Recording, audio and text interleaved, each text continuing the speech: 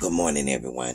Welcome. It's Rising with the Sun, and I'm Pastor Elaine Dinkins, and that's the S-O-N and not the S-U-N.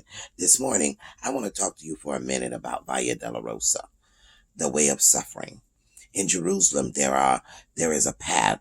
It's about 2,000 feet from the tabernacle to a certain point, and it is known as the path that Jesus trotted on his way to the crucifixion. And this was only a small part of what he went through going to the cross and getting ready for the crucifixion. And it's called the way of suffering in the Arabic term. In the Hebrew term, it's known as Via Dolorosa. But from my understanding, in Jerusalem, the stones are still there.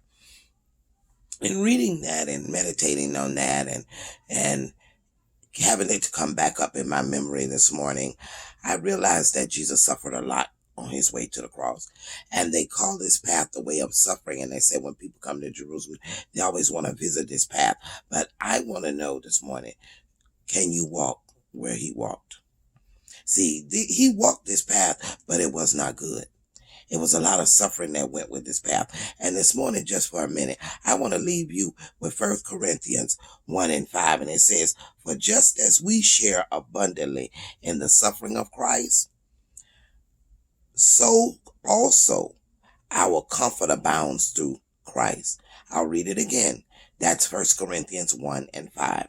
For just as we share in the abundant suffering of Christ, so also our comfort abounds through Christ. When you get time, meditate on that and know that even though the stones are still there in this little 2,000 feet path, which is only a part of the road he trod it, and it's called Via Dolorosa in Jerusalem, we could never walk the path he walked because he suffered a lot for us. Have a blessed day. I'm Pastor Elaine Dinkins, and this is Rising with the Sun. Bye.